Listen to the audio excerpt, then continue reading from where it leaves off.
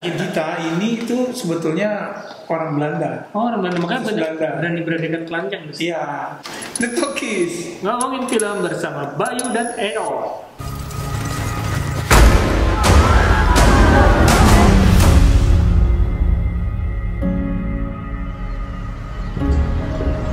Naam? Johannes Leonard Maria de Vries, meneer. Kali ini kita bahas The Oz alias The East. Ya, The East. Itu film Belanda yang bikin istimewa adalah karena ini ceritanya tentang agresi Belanda di Indonesia. Melibatkan nama yang sudah terkenal banget di Indonesia, itu Westerling. Raymond Westerling. Ya, ada di lagunya Iwan Fals. Ada ya? Ada. Dan di film Indonesia tuh muncul juga di film Tapak Kaki Walter Monginsidi. Ya kan? Ray Martin dulu yang main jadi Walter Monginsidi. Setelahnya Jim Taihuttu. Berdarah apa kayak dari namanya? Dari namanya ya. Oke. Nah kemudian pemainnya tuh, nah kalau orang Belanda tuh nggak terlalu hafal, namanya Martin Lekmaier. Kalau mudah-mudahan benar bacanya. Sebenarnya dari Westerling itu lumayan familiar di kita. Marwan Kenzari itu yang jadi Jafar di Aladdin kemarin versi Disney, versi live action, sama yang main di The Old Guard sama Charlize Theron, dia yang jadi one of the two gays di situ. Ceritanya Ya ada prajurit muda, maksudnya anak muda dari Belanda. ya Johan Anak-anak muda dari Belanda sebenarnya dikirim ke India Belanda untuk sesuatu yang simpel sebenarnya. Ya, jadi ini kan transisi ya. Indonesia udah mengumumkan, udah memproklamasikan kemerdekaannya. Jepang persiapan untuk angkat kaki. Nah, Belanda karena ngerasa gue harus bantu-bantu nih proses transisi gitu, karena mereka kayak punya rasa memiliki gitu kayak Indonesia gitu ya.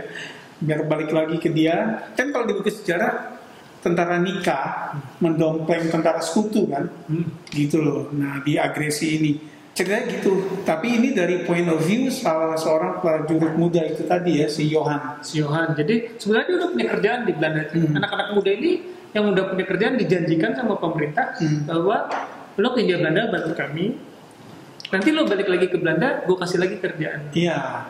Jadi gitu. Nah, kenapa itu menggiurkan? Kan waktu itu Perang Dunia II ya, Eropa kan hancur-hancuran kan. Jadi memang jangan serba susah kayak sekarang nih kita gitu loh. Gitu kan baik. Jadi mereka perlu jaminan finansial gitu loh. Nyari duit gitu. Financial security. Si Johan itu salah satunya. Nah kemudian jadi di sini misinya tuh sebetulnya mengamankan Indonesia. Dan para pejuang itu dari point of view mereka adalah pemberontak, gitu ya. Jadi ini mau bantu. Jadi gini, mereka ngeliat warga terganggu sama pemberontak. Jadi gue datang ke Indonesia nih buat ngebantu warga. ya makanya mereka datang terus nanya ke petani, kalian tahu ada pernah lihat pemberontak? Enggak, jangan takut, kita di pihak kamu. Padahal mungkin itu yang terjadi di Middle East ya sama Amerika ya. Iya, tapi ya nggak tahu kan si anak muda itu juga kan maksudnya point of view-nya mereka gitu. Nah makanya kalau menurut gue ini jadi tontonan yang menarik karena kita sebagai the other side of the coin itu jadi yang melihat mindsetnya atau point of view-nya mereka kayak gini gitu ya. Nah si Johan kemudian ditempatin di Semarang. Di Semarang. Nah dia ngelihat ada sosok kapten ya waktu itu ya, kapten yang hebat berarti. Iya, maksudnya simpatik, wibawa, karismatik gitu. Gak ada takutnya. Iya, karismatik. Baik, karena gini, dia ngelihat si Johan sebagai orang yang punya hati nurani, ngelihat ada lokalnya orang Indonesia ditendangin sama tentara Jepang. Terus dia ngeliat, wah apa yang terjadi? Dia segera menuju tempat kejadian. Nah di situ ada si Kapten Westerling ini. Westerling ini malah kan kita tahunya Westerling jahat ya. Nah di situ dia malah orang Jepang jangan tendang orang nggak berdaya ini gitu. Iya. Jadi ya karena memang di kepala dia gue bantu warga Indonesia nih, gitu kan. Nah, dia ngelihat aksi si kapten ini, dia terkesan banget ya. Karena memang karismatik dan Karismatik. dia problem solver kan, gitu. Nah sampai kemudian Westerling itu dipercaya untuk membentuk pasukan khusus yang menangani pemberontakan nih Di Sulawesi Selatan. Memang dia dikasih carte blanche, Blank check gitu. blank check. Terserah lu cara lu mau ngapain, yang penting beresin. Gue gak akan nanya gimana caranya, Nah, pokoknya lo lakuin. dan itu yang dilakukan oleh Westerling. Dia udah yang menurut dia caranya begini, menurut dia caranya benar, itu yang dilakukan dan terjadilah pembantaian. Karena dia membantai, dia nggak pandang dulu ya. Jadi dia gini, dia bawa buku catatan isi nama, nah yang nama ada di situ harus mati. Iya. Dan banyak banget. Kalau di sejarah berapa sih? 40.000 Wah, 40.000 orang. gitu. Sehingga si Johan terkaget-kaget tuh di Semarang kayak gimana Westerling. Terus begitu di Sulawesi dia tembak-tembakin orang segitu gampangnya. Iya, jadi ada konflik di hati Iya. Johan nih. Jadi gitu, nah dia mulai goyah nih. Jangan-jangan si Westerling nggak seperti yang kau bayangin gitu. Sampai akhirnya ya memang mereka butthead ya. Karena si Westerling ini pada saat di Semarang hubungannya udah baik banget sama si Johan ini. Dan dia juga baik sama warga sekitar kan. Iya. Kecuali sama mereka yang dianggap pemberontak. Nggak ada ampun. Gitu. Nah, The Oz atau The East ini juga dibintangi oleh beberapa pemain Indonesia ya. Ada Yang uniknya itu. Yayu Unru yang muncul sebentar, Lukman Sardi, Sardi, siapa lagi ya? yang jadi istrinya, Putri Ayudhya. Putri Ayudhya. Nah, sementara kalau yang jadi Gita ini itu sebetulnya orang Belanda. Oh, orang Belanda, makanya banyak Belanda. berani-beranikan telanjang di sini. Iya, tapi mungkin punya darah Indonesia banget. gitu. Nah, gitu. Nah, kalau gue pas nonton ini keinget Platoon ya, baik. Jadi kan si Platoon itu si Charlie Sheen, prajurit muda, kemudian dia ngelihat dia ada dua tokoh yang dia kagumi, si Tom Berenger sama si Willem Dafoe kan waktu itu. Gitu. Nah, sampai kemudian dia lihat si Tom Berenger kok kejam banget kan, main bantai warga Vietnam gitu kan, bersalah nggak bersalah dibantai, desa dibakar gitu.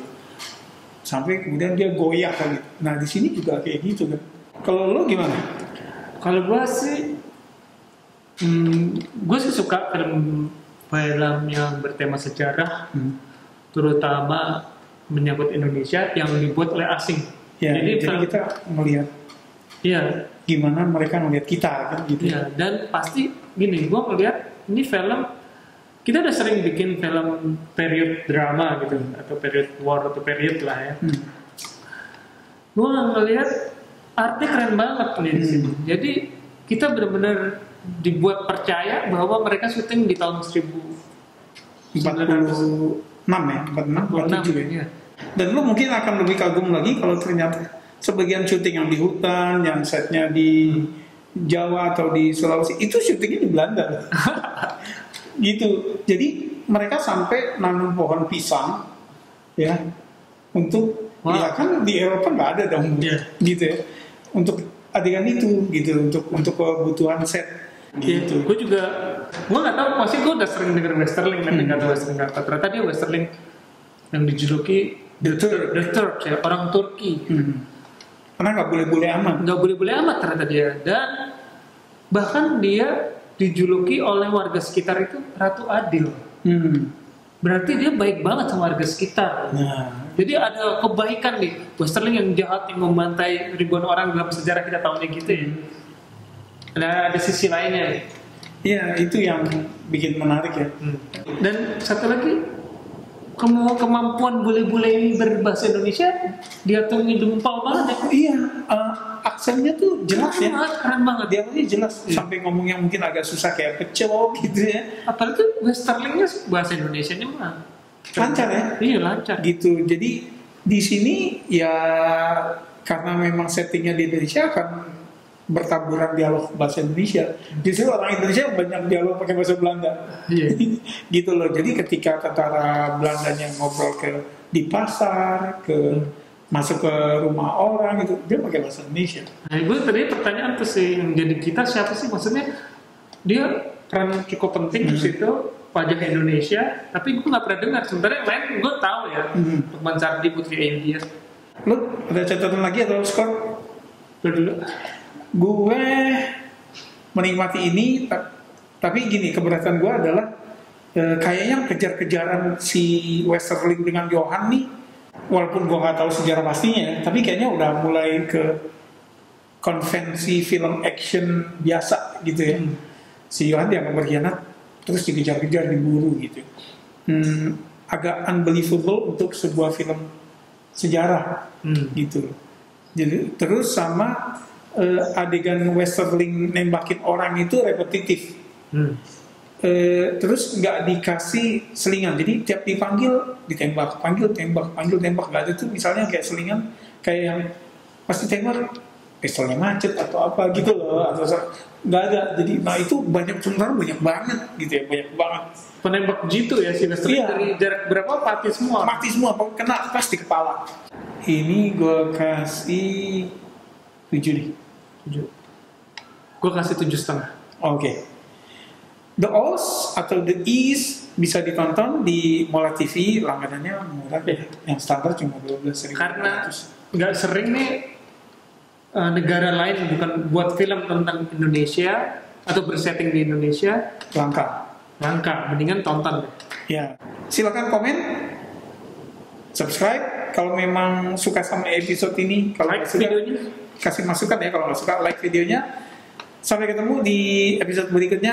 Salam.